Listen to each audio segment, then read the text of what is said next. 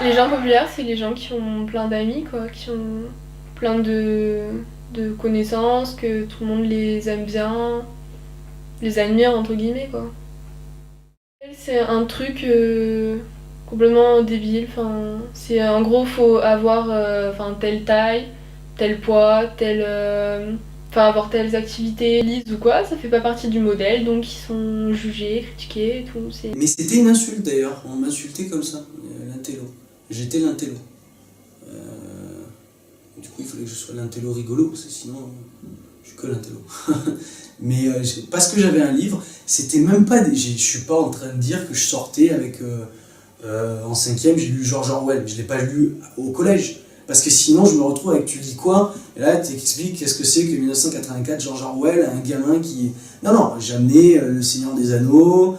Harry Potter, je veux dire, c'était des livres de base, c'était pas difficile à lire. Mais parce que j'étais en train de lire, et pas de jouer au foot, ou de draguer des meufs, j'étais l'intello. J'étais le gars qui pensait qu'à ça. J'étais solitaire, j'étais pas cool. Donc du coup, les gens ils veulent pas rester avec quelqu'un qui est pas cool. J'étais un peu un suiveur au collège.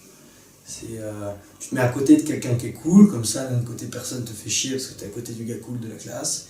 Et voilà. Tu essayes d'être son comique, quoi. Tu essayes de le faire rire, ça suffit. Mais du coup, je me sentais pas en position particulièrement de force, quoi. Je veux dire, j'étais obligé de traîner avec ce gars-là, même si je l'aimais pas beaucoup, parce que sinon, on va sûrement me faire chier en cours. Pour moi, une personne populaire, c'est une personne est, qui connaît tout le monde, qui est aimée de tout le monde et qui, quoi qu'elle fasse, les gens ils vont peut-être juger dans le dos, mais ils vont quand même rester amis parce qu'il est populaire et ça crée. Après, les gens populaires, ils ont toujours un peu des sbires, enfin des petits lèche-culs.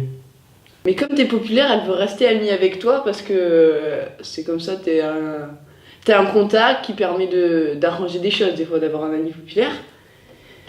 Je savais que c'était chiant pour tout le monde, quoi. Parce que même le gars populaire, il sait qu'il doit rester populaire.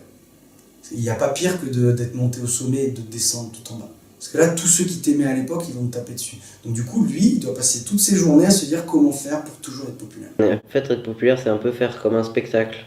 Il faut toujours que tu distrais les autres, que tu leur montres que t'es là, que t'existes toujours, tout ça.